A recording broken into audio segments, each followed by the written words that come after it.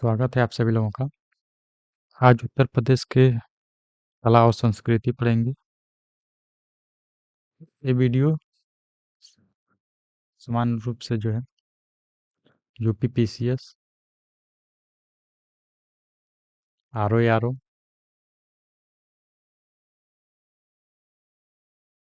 UP triple SC जो है,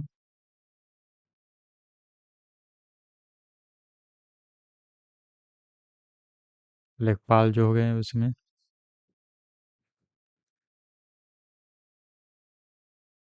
junior assistant, इन सब के लिए यूपी समान रूप से उपयोगी होगा क्योंकि वहाँ पे क्वेश्चन पूछे जा रहे हैं यूपी यूपी से। तो चलिए शुरू करते हैं। आज हम उत्तर प्रदेश के कला और संस्कृति के बारे में पढ़ेंगे। उत्तर प्रदेश के स्थापत्य और मूर्तिकला। प्रागैतिहासिक काल में देखते हैं, उत्तर प्रदेश के बेलन घाटी में मनुष्यों ने अपने निवास का स्थान गुफाओं, कंदाओं और झोपड़ियों को बनाया। यहाँ वास्तुकला का विकास हुआ। मृतक संस्कार भी इसी समय प्रचलन में आया था।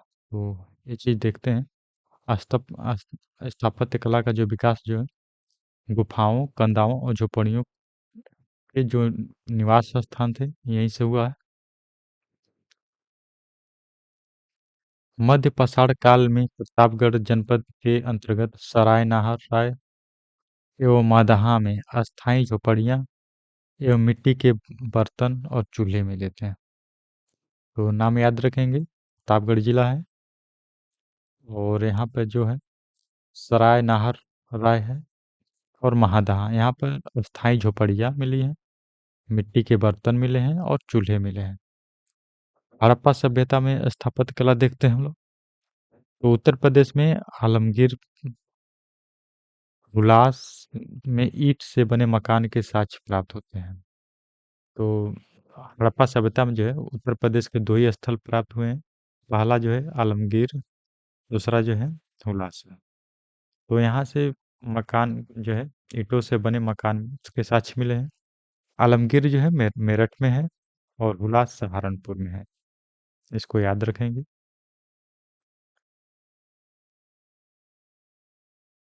मौर्य काल में मेगास्थनीज के इंडिका पुस्तक के अनुसार भवन निर्माण में लकड़ी का प्रयोग अधिक होता था। अशोक द्वारा निर्मित स्तंभ का निर्माण चुनार से लाए गए लाल बलुआ पत्थरों से हुआ है। अशोक के 7 बृहद स्तंभ अभिलेख और 5 लघु स्तंभ लेख हैं। सारनाथ का स्तंभ देखते हैं, बहुत ही फेमस है। फोटो आप देख सकते हैं सारनाथ का स्तंभ का। अगर साफ वीडियो में साफ ना दिख रहा हो तो टेलीग्राम चैनल से इसका पीडीएफ आप लोग डाउनलोड कर सकते हैं, उसमें अच्छे दिखेंगे और नोट बनाने की समस्या खत्म हो जाएगी आप लोगों की। 70 फीट ऊंचा सारनाथ का स्तंभ जो है 70 फीट ऊंचा है, हमारा राष्ट्रीय प्रतीक है। इसमें जो है 4 पशुओं जो है हाथी, वृषभ, अश्व और सिंह को दिखाया गया है। सिंह के मस्तक पर महाधर्म चक्र है, आप लोग देख सकते हैं यहाँ पर।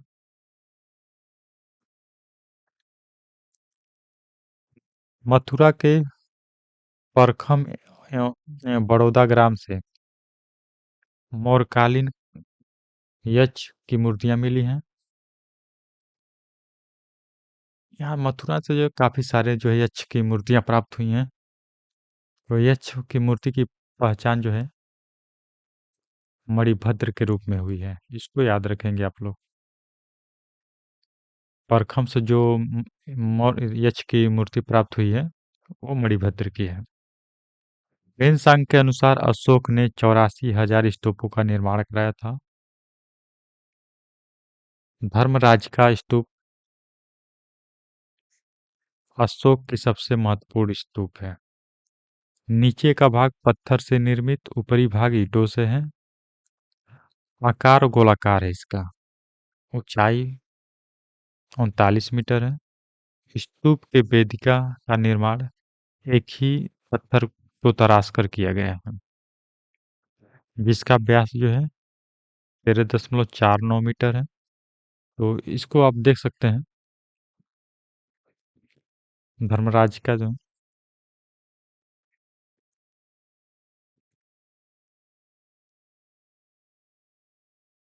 ये जो उसका अवशेष बचा, ठीक है।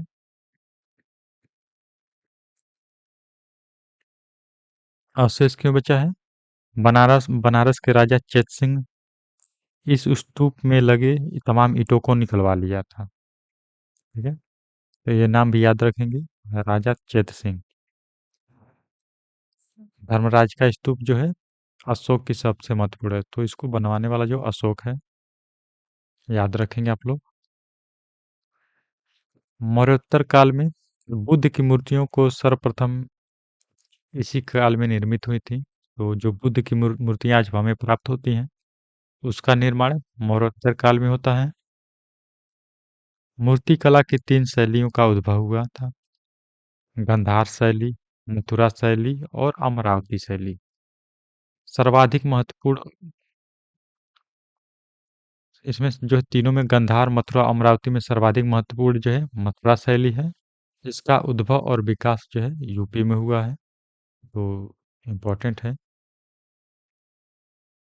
मूर्तिकला की मथुरा शैली, मथुरा जो है अभी आपने देखा था, बहुत ही महत्वपूर्ण है। बुद्ध की प्रथम मूर्ति मथुरा शैली में बनी। इसके अतिरिक्त जैन तीर्थंकरों, हिंदू देवी देवताओं, यक्ष, नाग, शिव आदि की मूर्तियां बनी। ये सारी जो है मौर्योत्तर काल में बनी हैं।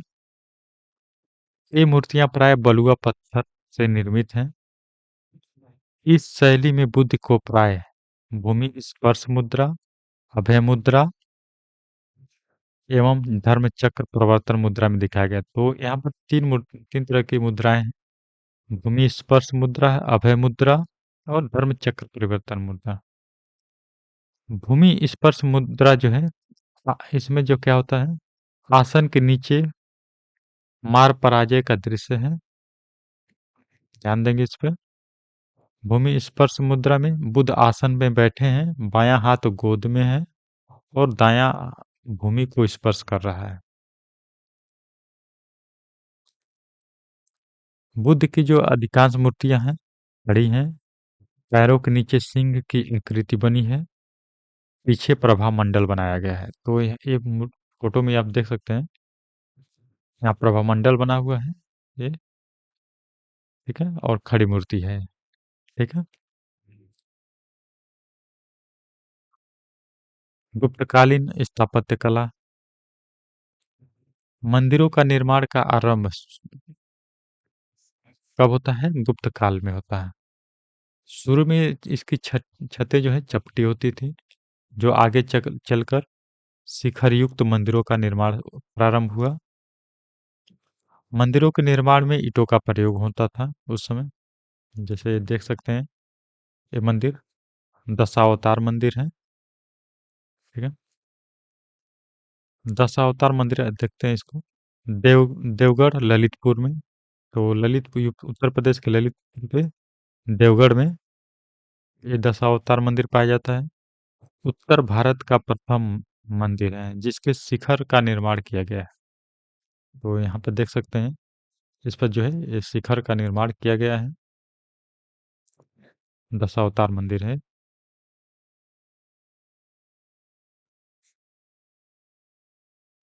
ठीक है। तो ये कहाँ पाया जाता है? ललितपुर में, इसको भी ध्यान देंगे आप लोग।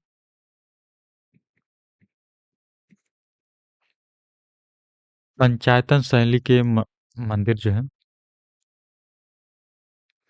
भगवान विष्णु को सैया पर लेटा हुआ दिखाया गया है। भीतरगांव मंदिर जो है कानपुर में ईंटों से बना हुआ है। ये भीतरगांव का मंदिर जो है अभी इस तरह से नहीं रह गया है, काफी इसके अवशेष ही बचे हैं। कहोम मंदिर जो है देवरिया में है। निर्माण स्कंदगुप्त ने किया था। यहाँ 5 जैन तीर्थंकरों की मूर्तियों की स्थापना का उल्लेख मिलता है। तो इम्पोर्टेंट है। सबसे पहले देवरिया जिले में है। इसका निर्माण जो है स्कंदगुप्त ने किया था। ठीक है, गुप्त वंश का था ये। और यहाँ पे 5 जैन तीर्थंकरों की मूर्तियां की स्थापना का उल्लेख मिलता है। सारनाथ में बुद्ध की प्रतिमा।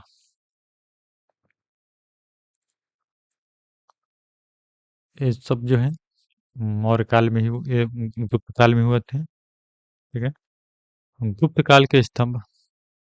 गुप्त सम्राटों के स्तंभ के सिर पर विष्णु के वाहन गरुड़ या सिंह की प्रतिमा उत्कीर्ण होती थी।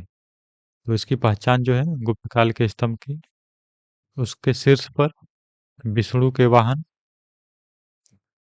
गरुड़ या सिंह की प्रतिमा होती थी, क्योंकि गुप्त जो है गुप्त वंश के शासक जो है भागवत धर्म को मानते थे, जिसमें भगवान विष्णु की आराधना करते थे। भीतरी स्तंभ एग्जाम में कई बार आ चुका है इसके बारे में। एक गाजीपुर में है पहली बार। गाजीपुर के सैदपुर तहसील में विष्णु मंदिर के सम्मुख स्कंदगुप्त द्वारा स्थापित है। इसको याद रखेंगे आप लोग। इसका स्थापना जो है स्कंदगुप्त ने किया था, गाजीपुर में है और विष्णु मंदिर के सम्मुख है। हुड़ों के प्रथम आक्रमण का उल्लेख जो है, तो स्कंदगुप्त के काल में ही जो है हुड़ों का प्रथम आक्रमण हुआ था। तो इसकी जानकारी जो है यहाँ से मिल जाती है भीतरी स्तंभ से। जगह याद रखेंगे आप लोग, गाजीपुर। प्रयागराज के अशोक स्तंभ इम्पोर्टेंट है। हरिशेर द्वारा निर्मित है। चंपू शैली में इसका जो लेखन जो है इसका चंपू शैली में है। गद्य और पद दोनों है। आगे चलकर जहांगीर ने अपना लेख दर्ज करवाया था इस पर। मध्यकालीन स्थापत्य और मूर्तिकला। इसकी शुरुआत सिकंदर लोदी द्वारा होती है। आगरा नगर को स्थापना के साथ हुई थी। तो सिकंदर लोदी ने जो है आगरा को बसाया था। ठीक है, याद रखेंगे इसको। सरकी स्थापत्य शैली। सरकी जो है खासकर जौनपुर से थे। जौनपुर में सरकी राजवंश की स्थापना मलिक उर्स सर्ग ने की थी। तो इसी के नाम पे जो है सरकी वंश उसको पड़ा था। सरकी स्थापत्य शैली में हिंदू इस्लामी शैलियों का मिश्रण था। इसकी विशेषता क्या थी? वर्गाकार स्तंभ और छोटी गैलरी। इब्राहिम सरकी एक शासक है। इसके द्वारा जो है अटाला मस्जिद और झंझीरी मस्जिद का निर्माण किया गया है। अटाला मन अटाला मस्जिद जो है एक पहले मंदिर था। इसके स्थान पर जो है मस्जिद का निर्माण करा दिया गया था इब्राहिम सरकी के द्वारा। हुसैन शाह, इसने जामी मस्जिद, मोहम्मद मोहम्मद शाह के द्वारा लाल दरवाजा मस्जिद, ये सब जो है जौनपुर में है, ध्यान देंगे आप लोग। लाल दरवाजा मस्जिद, जामी मस्जिद, अटाला मस्जिद, जंजीरी मस्जिद। मुगल काल में बाबर ने आगरा में आरामबाग, या फिर इसको रामबाग कहते हैं, का निर्माण कराया। अकबर काल में बहुत ही महत्वपूर्ण स्थापत्य कला का विकास हुआ था। आगरा का किला। वास्तुकार कासिम खां जो है, इसका आगरा का किला जो है वास्तुकार कासिम खां था। निर्माण 1566 ईस्वी में होती है। इसमें 2 द्वार हैं। पश्चिम में दिल्ली द्वार, पूरब में अमर सिंह द्वार। तो याद रखेंगे, पश्चिम जो साइड है इसका दिल्ली द्वार है, पूरब जो है अमर सिंह द्वार। यह ग्वालियर के किले से प्रेरित बताया जाता है। ग्वालियर का किला जो बनवाया था राजा मान सिंह ने। अकबर का दूसरा किला इलाहाबाद का किला है। तीसरा देखते हैं फतेहपुर सिकरी। शेख सलीम चिश्ती के सम्मान में सिकरी नाम से स्थापना किया था। वास्तुकार इसको जो है बहाउद्दीन था। निर्माण लाल बलुआ पत्थर से हुआ था। तो याद रखेंगे, फतेहपुर सिकरी का जो है इसके सम्मान में हुआ था, शेख सलीम चिश्ती के। वास्तुकार बहाउद्दीन, लाल बलुआ पत्थर से निर्मित है। यहाँ आगरा का किला में जो वास्तुकार कासिम खां था। फतेहपुर सिकरी के भीतर जो है प्रमुख निर्माण कार्य है। फतेहपुर सिकरी के जो भीतर है एक बुलंद दरवाजा है। इसका निर्माण जो है गुजरात विजय के उपलक्ष्य में हुआ था। 176 फीट ऊंचा है।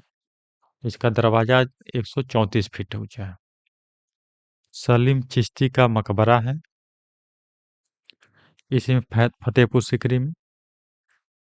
एक कोने में पड़ा हुआ है, बिल्कुल कोने में है।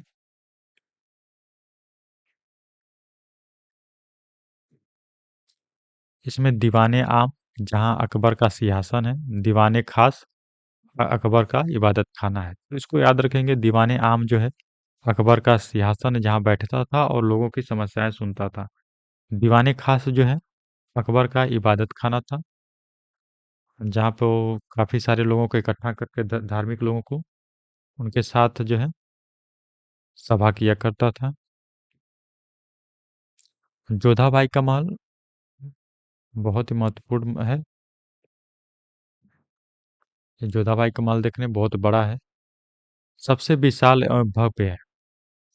फतेहपुर सिकरी में जो सबसे बड़ा और विशाल भवन है वो जोधाबाई का है। निर्माण इसकी गुजरात शैली में होता है। ऊपरी मंजिल के उत्तर में ग्रीष्म में विलास, दक्षिण में शरद विलास। इसके पास ही मरियम का महल है।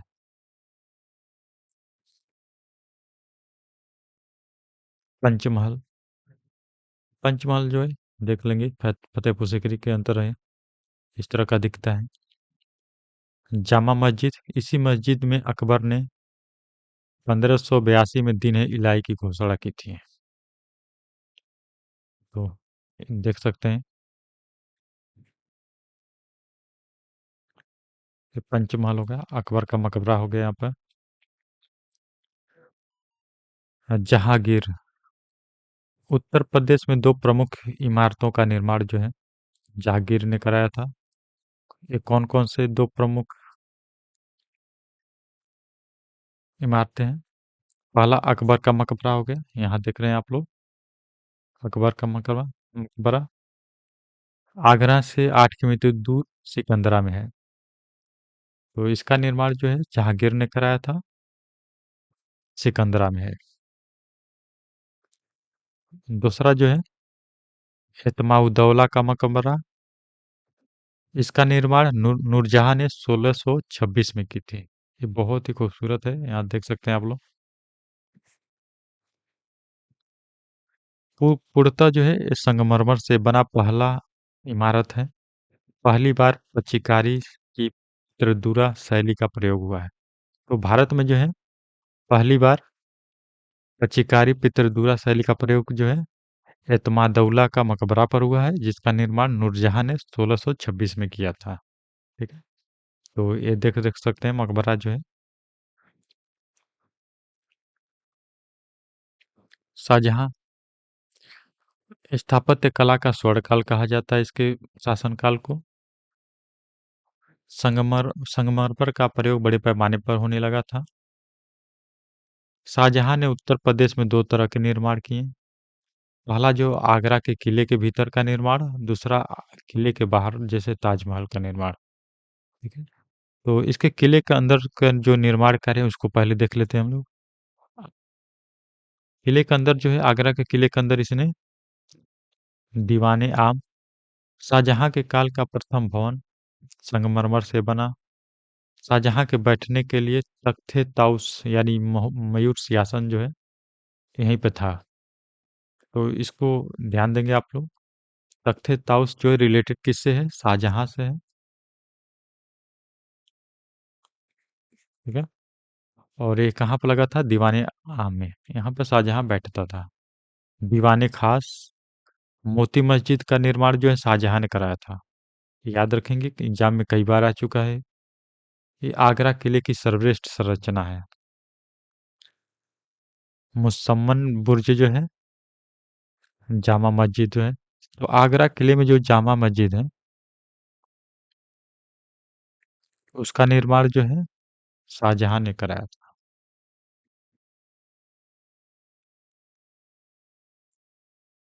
ताजमहल, इसके बारे में आप सभी लोग जानते होंगे। इसके वास्तुकार उस्ताद अहमद लाहौरी थे। निर्माण 1632 ईस्वी में पूर्ण हुआ। निर्माण जो इसका शुरुआत 1632 में हुआ और 1643 में पूर्ण हुआ था। 1983 में यूनेस्को विश्व विरासत सूची में शामिल भारत का पहला स्मारक। तो इसको यूनेस्को विश्व विरासत सूची में कब शामिल किया गया था? 1983 में। इसको याद रखेंगे आप लोग। यह भारत का पहला जो है स्मारक था। आधुनिक काल के स्थापत्य, उत्तर प्रदेश के जो है हसफुदौला का इमामबाड़ा, अवध का जो है, अवध का नवाब था ये हसफुदौला। इसका निर्माण जो 1784 में होती है, गोमती नदी के किनारे। छोटा इमामबाड़ा लखनऊ में जो है निर्माण 1837 में होती है। निर्माणकर्ता मोहम्मद अली शाह था। रूमी दरवाजा 1783 में असफुदौला ने करवाया था। इसे तुर्किश गेट भी कहा जाता है। याद रखेंगे आप लोग। काशी विश्वनाथ मंदिर हाल ही में बहुत ही चर्चा रहा है। तुर्क सरकी शासक मोहम्मद शाह ने इसको तोड़ दिया था। 1585 में टोंडरमल ने पुनः निर्माण कराया। टोंडरमल जो है अकबर के शासन काल में रहता था। इसका पुनर्निर्माण कराया था टोंडरमल ने 1585 में। 1669 में औरंगजेब ने पुनः तोड़ दिया। इंदौर की अहिल्याबाई ने मंदिर का जीर्णोद्धार कराया। महाराजा रणजीत सिंह ने मंदिर के शिखर पर सोने की चादर चढ़वाई थी। इसमें काफी सारे लोगों का जो है योगदान है। नाम जरूर याद रखेंगे आप लोग। तो इसको सबसे पहले तोड़ा था मोहम्मद शाह ने, लेकिन 1585 में टोंडरमल ने इसका पुनर्निर्माण करा दिया था। 1669 में औरंगजेब ने पुनः तोड़ दिया। सन मत याद ना रहे कोई दिक्कत नहीं, लेकिन औरंगजेब ने इसको पुनः तोड़ दिया, ये याद रहना चाहिए आपको। लेकिन पुनः इसका जो है जीर्णोद्धार अहिल्याबाई ने कराई थी। वो कहाँ की थी? इंदौर की थी। महाराजा रणजीत सिंह ने मंदिर के शिखर पर सोने की चादर चढ़वाई थी। याद रखें आप लोग। इसी के साथ वीडियो समाप्त होती है। धन्यवाद आप लोगों का।